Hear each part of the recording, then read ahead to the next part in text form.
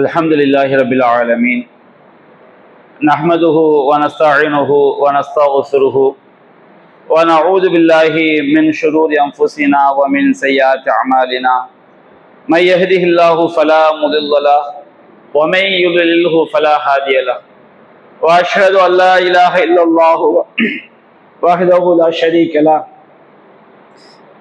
وأشهد أن محمدا عبده ورسوله أما بعد أعوذ بالله من الشيطان الرجيم إن الذين آمنوا وعملوا الصالحات أولئك هم خير البرية جزاؤهم عند ربهم جنات عدن تجري من تحتها الأنهار خالدين فيها أبدا رضي الله عنهم ورضوا عنه ذلك لمن خشي ربه. அன்பிற்குரிய சகோதரர்களே, நாம் இந்த திருக்குரான் விளக்க உரை வகுப்பிலே திருமறை குரானின் 98வது அத்தியாயமாகிய சூரா அல் பையினா என்ற அத்தியாயத்தின் விளக்க உரையை நாம் பார்த்து வருகின்றோம். கடந்த வாரங்களிலே நாம் 6வது வசனம் வரை விளக்கம் பார்த்திருந்தோம். அல்லாஹ்வுடைய கிருபையினால் இன்றைய தினம் 7, 8 ஆகிய வசனங்களின் விளக்கத்தை நாம் பார்க்கவிருக்கின்றோம். அல்லாஹ் ரப்புல் ஆலமீன் இதற்கு முந்தைய வசனங்களிலே இறைவனுக்கு இணை வைக்கக்கூடியவருடைய நிலைமையை பற்றியும் காஃபிருடைய நிலைமையை பற்றியும் அல்லாஹ் 6வது வசனத்திலே அல்லாஹ் குறிப்பிட்டான். 7வது வசனத்தில் அல்லாஹ் கூறுகின்றான், இன்னல்லதீன ஆமனு வஅமிலு ஸாலிஹாத், நிச்சயமாக எவர்கள் இறை நம்பிக்கை கொண்டு நல்லறங்கள் செய்கிறார்களோ உலாயிகஹும் கைருல் பரியா, அவர்கள்தான் படைப்பிடங்களிலேயே மிகச் சிறந்தவர்கள். ஜஸாவுஹும் இன்த ரப்பிஹிம், அவர்களுக்கு அவருடைய இறைவனிடத்திலே உள்ள கூலியாகிறது ஜன்னாத்து அதினின், அது நிலையான சொர்க்கங்களாகும். தஜ்ரீ மின் தஹ்திஹல் அன்ஹார், அந்த சொர்க்கங்களின் கீழ் ஆறுகள் ஓடும். ஹாலிதீன ஃபீஹா அபதா, அந்த சொர்க்கங்களிலே அவர்கள் என்றென்றும் நிரந்தரமாக தங்கியிருப்பார்கள். ரலியல்லாஹு அன்ஹும் வரது அன், அல்லாஹ் அவர்களை பொருந்தி கொண்டான், அவர்களும் அல்லாஹ்வை பொருந்தி கொண்டார்கள். தாலிக்க, இந்த பாக்கியங்கள் எல்லாம் லிமன் ஹஷிய ரப்பஹு, யார் தன்னுடைய இறைவனை அஞ்சுகிறார்களோ தமது இறைவனுக்கு பணிகிறார்களோ அவர்களுக்குரியதாகும் என்று அல்லாஹ் ரப்பல் ஆலமீன் குறிப்பிடுகின்றார். அப்ப இந்த 2 வசனங்களிலும் அல்லாஹ்வை நம்பிக்கை கொண்டு நல்லறங்கள் செய்யக்கூடியவர்களுக்கு மறுமையில் கிடைக்கக்கூடிய சிறப்பை பற்றி அல்லாஹ் சொல்லி காட்டுகின்றார். அல்லாஹ் கூறுகின்றான், இன்னல்லதீன ஆமனு வஅமிலு ஸாலிஹாத், எவர்கள் இறை நம்பிக்கை கொண்டு நல்லறங்கள் செய்கிறார்களோ.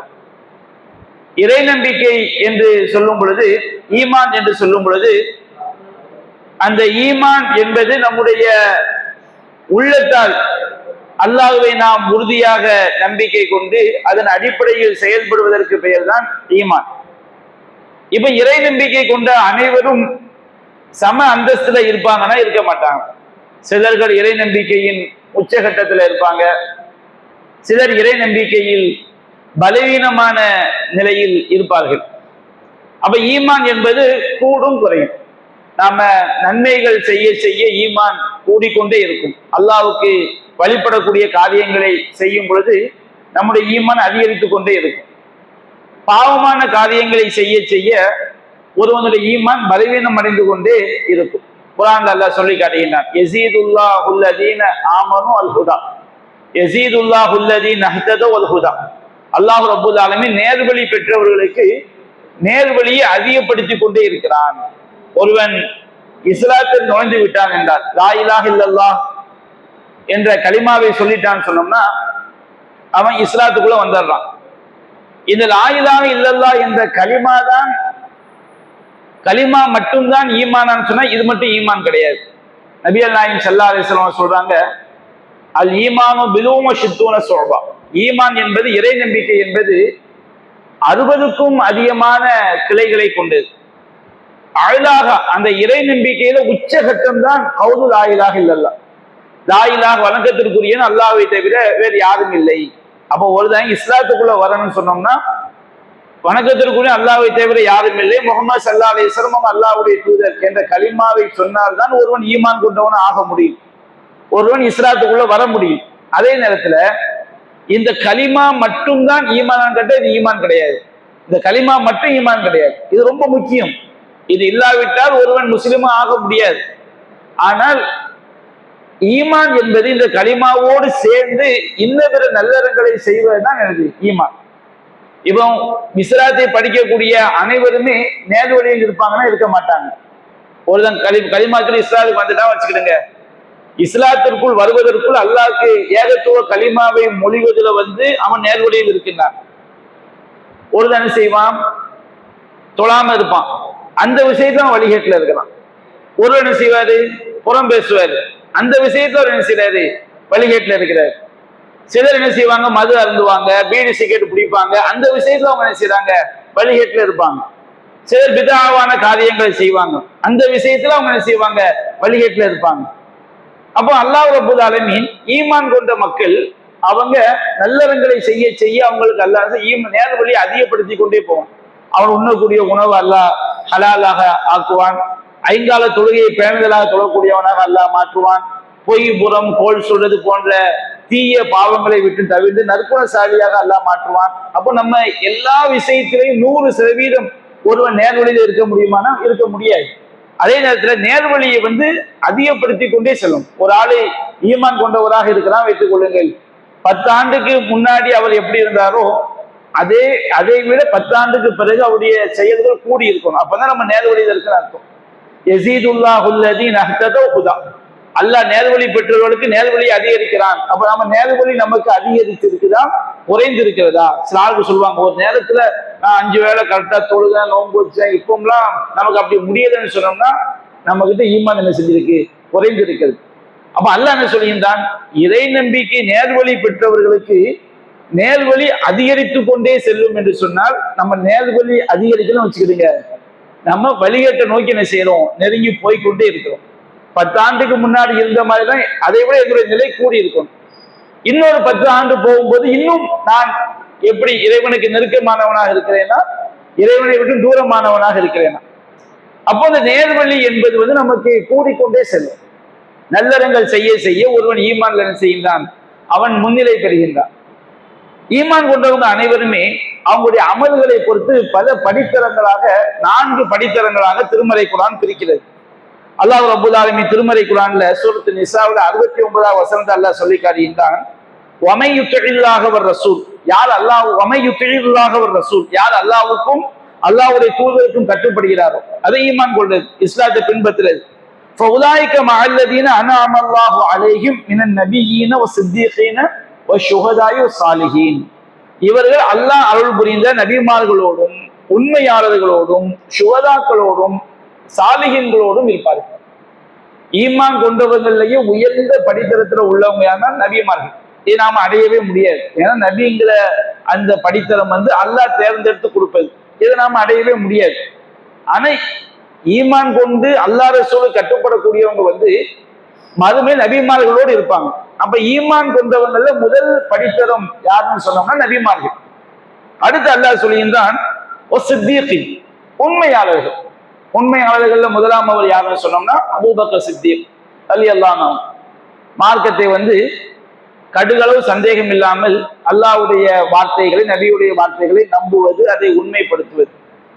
சித்தீகீன் ஒரு ஆளு அவருடைய வாய்மையில உண்மை தன்மையில எந்த அளவுக்கு அவர் அல்லாஹ்வுடைய மார்க்கத்துல உண்மையாளராக இருக்கிறாரோ அந்த அளவுக்கு அவர் செய்வாரு, சித்தீகீன்கள் பட்டியலில் போய் சேருவார்.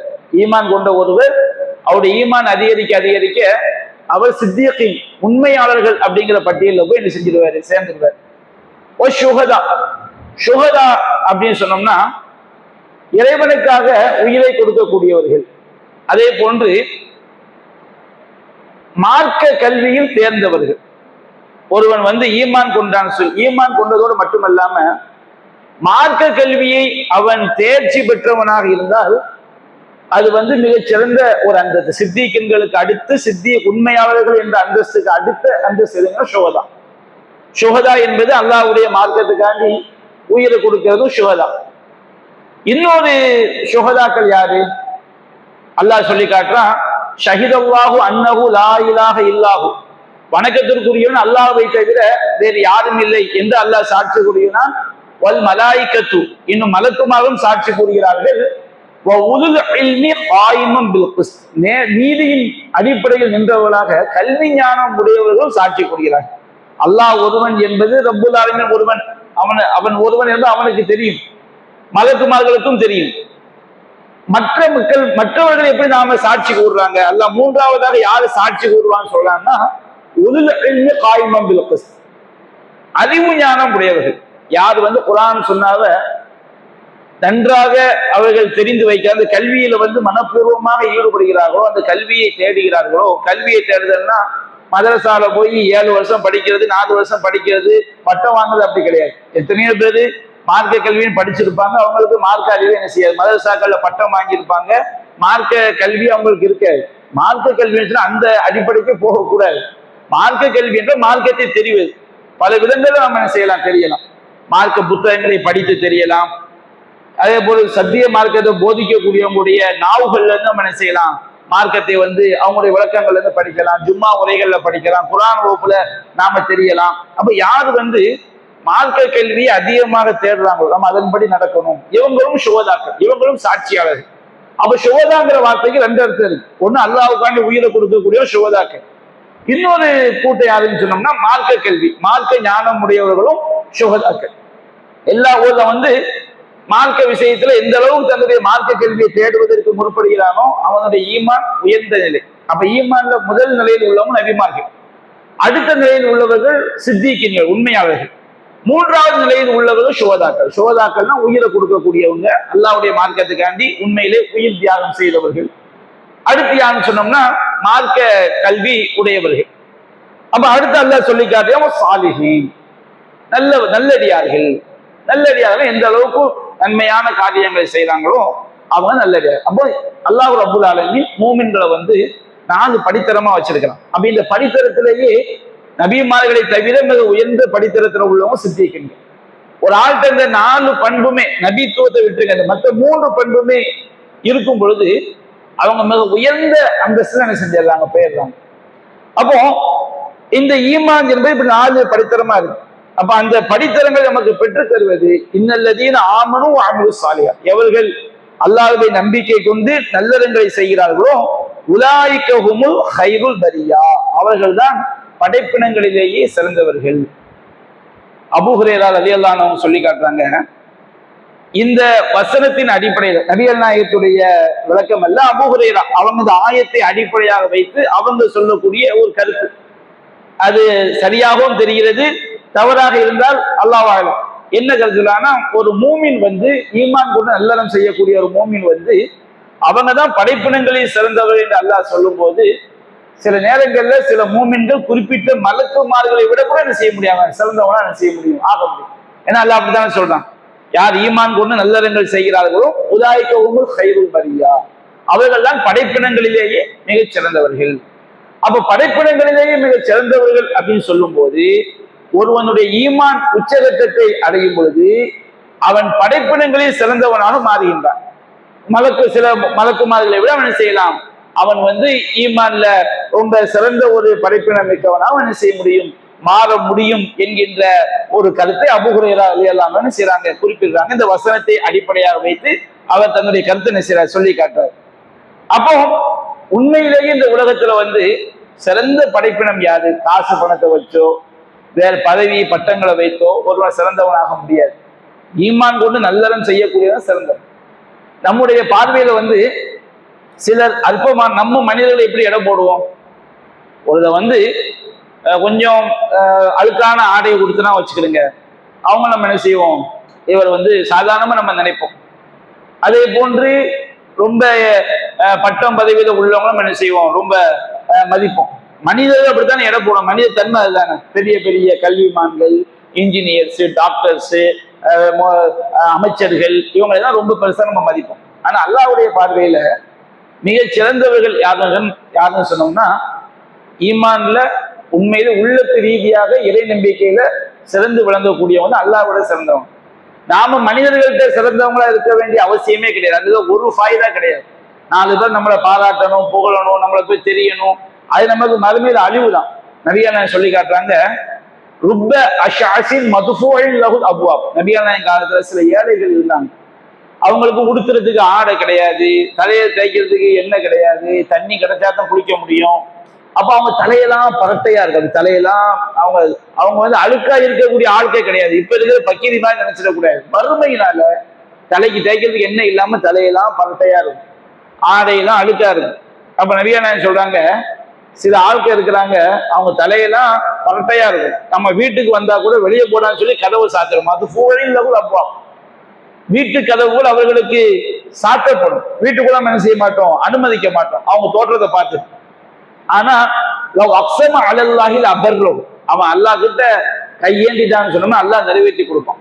அவன் தோற்றத்துல அவன் வந்து ஒண்ணுமில்லாத ஏழை, நம்ம பார்வைக்கு அவன் எப்படி இருக்கிறான், இவன்லாம் எங்க அப்படி மனிதர்கள் நினைக்கிறாங்க.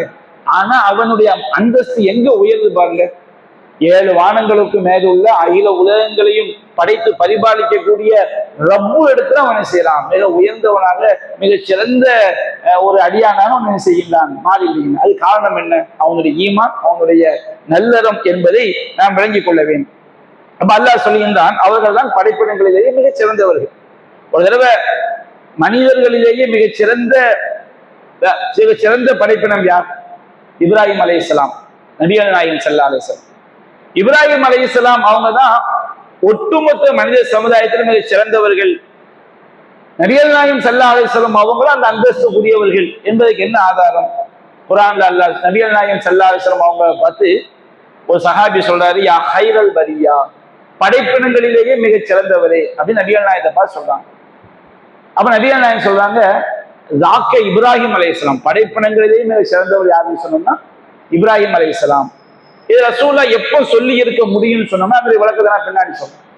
அல்லாஹ் ரப்பல் ஆலமீன் திருமறை குர்ஆன் சொல்றான், இத்தஹதல்லாஹு இப்ராஹிம ஹலீலா. அல்லாஹ் இப்ராஹிமை தன்னுடைய உற்ற நண்பராக எடுத்துக்கொண்டார். உற்ற நண்பர்களும் நம்ம என்ன நினைக்கிறோம், நண்பர்னா ஒரே இனத்துலதான் நண்பர் இருக்க முடியும் நம்ம என்ன செய்ய நினைக்கிறோம், மனுஷனுக்கு மனுஷன் நண்பரா இருக்க முடியும். அப்ப அல்லாஹ்வுடைய அல்லாஹ் உள்ளதானே, அவனுடைய ஜின்ஸ்ல யாருமே கிடையாது, அவனுக்கு பிள்ளை கிடையாது, மனைவி கிடையாது. அப்ப இப்ராஹிம் நபிக்கு இப்ராஹிம் நபியை அல்லாஹ் உற்ற நண்பராக எடுத்துக்கொண்டா என்ன விளக்கம்? இந்த ஹலீல் அப்படிங்கிற வார்த்தைக்கு நேரடி அர்த்தம் என்னன்னா பிரத்யோக அன்புக்குரியவர் அப்படின்னு அர்த்தம். பிரத்யோக அன்பு, அதிகபட்ச நேசம். அதிகபட்ச நேசம் என்பது வந்து ஒரே இனத்துலதான் வரணும் அர்த்தம் கிடையாது. ஒருவர் வந்து சக நண்பர்கள்ல ஒருவரை ரொம்ப அதிகமா நேசிப்பார், அதனால அவர் உற்ற நண்பராகிறார். யாரை உற்ற நண்பன் சொல்லுவோம்? எல்லாருக்கும் சலாம் சொல்லுவோம், எல்லாத்தையும் பேசுவோம். ஆனால் ஒருவர்கிட்ட மட்டும் அந்தரங்க விஷயங்களை, ஒவ்வொருவருக்கும் அவங்களுடைய அந்தரங்க நண்பர்கள், உற்ற நண்பர்கள் இருப்பாங்க. பல விஷயம், குடும்ப விஷயங்களை, பிரச்சனைகளை செஞ்சுக்கிடுவாங்க, பகிர்ந்துக்கிடுவாங்க. அப்ப உற்ற நண்பர்கள் அப்படிங்கிற பேர் எங்க வருது? ஒருவர் மீது அதிகபட்சமான அன்பு காட்டும் போதுதான் உற்ற நண்பர். அரபி மொழியில வந்து மனைவிக்கு கூட என்ன செய்வாங்க, ஹலீலான்னு சொல்லுவாங்க. ஒரு கணவன் வந்து மனைவியின் மீது அதிகபட்ச அன்பை காட்டுறதுனால. அப்ப அதிகபட்ச அன்பு என்பது ஒரே இனத்துலதான் வரணும். இல்லை, நாயை நேசிக்கிறவங்க கூட இருக்கிறாங்க, பல விஷயங்களை நேசிக்கிறவங்க இருக்கிறாங்க. அப்போ அல்லாஹ் ரப்பல் ஆலமீன் வந்து அவனுடைய படைப்பினங்களிலேயே அதிகமாக யாரை நேசிக்கிறான்? இப்ராஹிம் நபி. இப்ராஹிம் நபிக்கு அல்லாஹ் அன்பு காட்டுற மாதிரி வேற யாருக்கும் அல்லாஹ் என்ன செய்யல, அன்பு காட்டல. நபிகள் நாயகம் அப்ப நபிகள் நாயகம் பின்னாடி சொல்லி காட்டுறாங்க. பின்னாடி அவங்க நபித்துவத்துடைய இறுதி கால சொல்றாங்க, இன்னல்லாஹ இத்தஹதனி ஹலீலன் கமா இத்தஹத இப்ராஹிம ஹலீலா. அல்லாஹ் இப்ராஹிமை உற்ற நண்பராக, அதாவது தன்னுடைய பிரத்யோக அன்பிற்குரியவராக அல்லாஹ் எடுத்துக்கொண்டதை போன்று என்னையும் அல்லாஹ் செய்து கொண்டான் ஹலீலா, உற்ற நண்பராக. அதாவது அல்லாஹ்வுடைய பிரத்யோக அன்பிற்குரியவராக எடுத்துக்கொண்டான். இந்த ரசூலா இப்படி சொன்ன பிறகு நம்ம எல்லாம் அல்லாஹ்வுடைய ஹபீப் ஆக முடியும். ஹபீப்னா என்ன அர்த்தம்? இறைவனுடைய நேசத்திற்குரியவர்கள். எல்லா அடியார்களுமே அல்லாஹ்வுடைய ஹபீப் ஆக முடியும். ஹபீபை விட உயர்ந்தவங்க யாரு? ஹலீல், அல்லாஹ்வுடைய பிரத்யோக அன்பிற்குரியவர்கள். அப்ப இன்னைக்கு ஒரு சில பாட்டெல்லாம் படிக்கிறாங்கல்ல, யா ஹபீப் அல்லாஹ் ரசூலா பார்த்து படிக்கிறாங்க. தப்பு. நம்ம மற்ற மூமின்கள் தான் அல்லாஹ்வுடைய ஹபீப். ரசூலா ஹபீபுக்கு மேல அவங்க யாரு? ஹலீல். அல்லாஹ் வந்து நபிகள் நாயகம் ஸல்லல்லாஹு அலைஹி வஸல்லம் அல்லாஹ்வுடைய உற்ற நண்பர். அப்போ சஹாபி நபிகள் நாயகத்தை பார்த்து யா ஹைரல் பரியா, படைப்பினங்களிலேயே சிறந்தவரே அப்படின்னு சொல்லும் போது இப்ராஹிம் அலைஹிஸ்ஸலாம் அப்படின்னு சொன்னாங்க பாருங்க. இது எப்போ? அல்லாஹ் ரசூலுல்லாஹ்வை ஹலீலாக எடுப்பதற்கு முன்பாக. அவங்க ரசூல் ஸல்லல்லாஹு அலைஹி வஸல்லம் செஞ்சிருக்காங்க அப்படி சொல்லி இருக்கிறாங்க. இப்ப படைப்பினங்களிலே சிறந்தவர்கள் இப்ராஹிம் அலைஹிஸ்ஸலாம் அவர்கள், நபிகள் நாயகம் ஸல்லல்லாஹு அலைஹி வஸல்லம் அவர்கள். நபிமார்களுக்கு மட்டும் என்ன செய்ய முடியாது, ஏற்றத்தாழ்வு கற்பிக்க கூடாது. அல்லாஹ் என்ன சிறப்பு இப்ராஹிம் நபிக்கு ஹலீலுங்கிற சிறப்பு சொல்லப்பட்ட மாதிரி நபிகள் நாயகம் ஸல்லல்லாஹு அலைஹி வஸல்லம் அவங்களுக்கும் ஹலீலுங்கிற சிறப்பு சொல்லப்படும். அந்த சிறப்பு காரணம் என்ன? அவங்க ஈமான்லையும் நல்லறங்கள் செய்வதிலையும் மற்ற எல்லா மனிதர்களையும் உச்சகட்டத்தில் அவங்க என்ன செஞ்சாங்க இருந்தாங்க. நபி இப்ராஹிம் நபிக்கு நிகராகவும் நபிகள் நாயகத்துக்கு நிகராகவும் யாரும் என்ன செய்ய முடியாது, வர முடியாது. அதே நேரத்துல ஈமான் கொண்டு நல்லறங்கள் செய்யக்கூடியவர் தங்களுடைய ஈமான் நல்லறங்களுக்கு தோதுவாக அவங்க படைப்பினங்கள் என்ன செய்வாங்க, சிறந்தவங்களாக ஆகிவிடுவார்கள். ஜஸாவுஹும் இன்த ரப்பிஹிம் ஜன்னாத்து அத்ன், அவர்களுக்கு அல்லாஹ்விடத்திலே உள்ள கூலி நிரந்தரமான நிலையான சொர்க்கங்களாகும். நிலையான சொர்க்கம் என்பது என்ன செய்யாது, ஒருபோதும் அழிந்து விடாது. தஜ்ரீ மின் தஹ்திஹில் அன்ஹார், அதிலே அந்த சொர்க்கத்தின் கீழ் ஆறுகள் ஓடிக்கொண்டிருக்கும். ஹாலிதீன ஃபீஹா அபதா, அதிலே அவர் என்றென்றும் நிரந்தரமாக இருப்பார்கள். அப்போ சொர்க்கத்தை பத்தி நபியா சொல்லிக்கிறேன். சொர்க்கத்துல பல படித்தரங்கள் இருக்கு, சொர்க்கத்துல நிறைய படித்தரங்கள் இருக்கு. ஆனா ஒவ்வொரு படித்தரத்துக்குள்ள ஒருத்தர் நுழையும் போதும் அவனுக்கு கிடைச்சதுதான் பெரிய கிஃப்ட்னு நினைப்பான். ஒரு படித்தரத்தை ஒருத்தர் தான் சொர்க்கத்திலேயே கடைசி படித்தரத்துக்குள்ள ஒருத்தன் பொறாம வச்சுக்கிறீங்க, அவன் நினைப்பான் நமக்கு கொடுக்கப்பட்ட மாதிரி உலகத்துல யாருக்கு என்ன செய்யப்படல, கொடுக்கப்படல. சொர்க்கத்துல பல படித்தரங்கள் இருக்கிறது, நிறைய ஹதீஸ்கள் இருக்கு. உதாரணமாக நபியா நாயகம் சொல்லி காட்டுறாங்க, ஜன்னத்தான் மின் தஹபி, சொர்க்கத்துல தங்கத்தாலான 2 சொர்க்கங்கள் இருக்கிறது. ஆனியத்துஹுமா வமா ஃபீஹிமா, அந்த சொர்க்கத்துல உள்ள பாத்திரங்களும் அந்த சொர்க்கத்துல உள்ள அனைத்துமே தங்கத்தாலானது. தங்கத்தாலான 2 சொர்க்கங்கள். ஜன்னத்தானி மின் ஃபுல்லத்தின் ஆனியத்துஹுமா வமா ஃபீஹிமா, அந்த சொர்க்கத்துல உள்ள பாத்திரங்களும் அதில் உள்ள மற்ற எல்லா விஷயங்களும் வெள்ளியாலான 2 சொர்க்கங்கள் இருக்கிறது. அப்ப தங்கத்திலான சொர்க்கங்கள் இருக்குது. அது ஈமான்ல உயர்ந்த தரத்துல உள்ளவங்களுக்கு நபியா நாயகம் சொல்லி காட்டுறாங்க. அல்லாஹ் சொல்லியிருந்தான், என்னுடைய அடியார்களுக்கு சொர்க்கத்துல உள்ள ஃபர்ஸ்ட் கிரேட். நபியா நாயகம் மேராஜ் பயணம் பார்க்கும்போது போகும்போது சொர்க்கத்தை பார்த்திருக்கிறாங்க. ஆனா ஃபர்ஸ்ட் கிரேடை யாரும் பார்க்கல. ஃபர்ஸ்ட் கிரேட் எப்படிப்பட்டது? அல்லாஹ் சொல்லியிருந்தான், என்னுடைய அடியார்களுக்கு அழுத்தத்துல் இபாதி, என்ற அடியார்களுக்கு நான் தயார் செய்து வைத்திருக்கின்றேன். மாலா ஐனுன் ரஅத், எந்த கண்களும் பார்க்காத, வலா உதுனுன் சமிஅத், அந்த சொர்க்கத்துடைய இன்பங்களை பற்றி எந்த காதுகளும் செவியேற்றிருக்காத, அதே போன்று வலா ஹதர அலா கல்பின், எந்த ஒரு பஷர் எந்த ஒரு மனித உள்ளத்திலும் கற்பனை செய்ய முடியாத சொர்க்கம். அந்த சொர்க்கத்தை யாரும் ஃபர்ஸ்ட் கிரேட் சொர்க்கத்தை யாரும் பார்க்கல. அதை வர்ணிச்சு சொல்றவங்க இருப்பாங்களா இல்லையா? சில சினிமா படங்களை பார்த்துட்டு அப்படியே ஒரு அடி விடாம என்ன செய்வாங்க, 1 மணி நேரம் இந்த படத்தை சொல்றவங்களா இருப்பாங்க. அப்படியே பார்த்துட்டு வர்ணிச்சு செய்வாங்க, சொல்லுவாங்க. ஆனா கற்பனையா வர்ணிக்கக்கூடிய சில ஆளுக்கு வர்ணனையை பார்க்கும்போது சில சாப்பாட்டை வர்ணிப்பாங்க, அது நாம சாப்பிட்டா கூட அவ்வளவு டேஸ்ட் இருக்காது. அவங்க சொல்லும் போது நமக்கு எச்சி ஊரும் பாருங்க. அந்த மாதிரி வர்ணிக்கக்கூடியவங்க இருக்கிறாங்க. அப்ப இந்த சொர்க்கத்துடைய வர்ணனை யாரு வர்ணிச்சாலும் சரி, அங்க போய் பார்க்கும்போது அதை விட டாப்பான செய்யும். யாரு கற்பனை செஞ்சாலும் சரி, அதை விட சிறந்ததாக செய்யும் அந்த சொர்க்கங்கள் இருக்கும். சொர்க்கத்துக்குள்ள பேட்டம் வச்சுக்கணும். நல்லா சொன்னா எப்போ அணுகாகிவலாம், அந்த சொர்க்கத்தை விட்டு வெளியேறணும், வேற இடம் வேணும் அப்படின்னு நினைக்கவே மாட்டாங்க. அப்போ உலகத்துல மனுஷன் மாற்றத்தை விரும்புவான். திடீர்னு டூர் போவான், ஏற்காட்டுக்கு 4 நாள் டூர், ஊட்டிக்கு போறேன், கொடைக்கானலுக்கு போறேன், அங்க போறேன். எதுக்குப்பா போறீங்க? ஒரு சேஞ்சுக்காண்டி ஆட்சியை மாத்துறாங்களா இல்லையா? எதுக்குடா திடீர்னு இந்த மாதிரி ஆகி போட்டு எல்லாரும் வியந்து போய் இந்த சட்டமன்ற தேர்தல் முடிவு பாருங்க. எல்லா அரசியல் கட்சிகள், எல்லா மதவாத சிந்தனைகள், அனைத்து இயக்கங்கள் எல்லாருக்கும் ஒரு அதிர்ச்சி.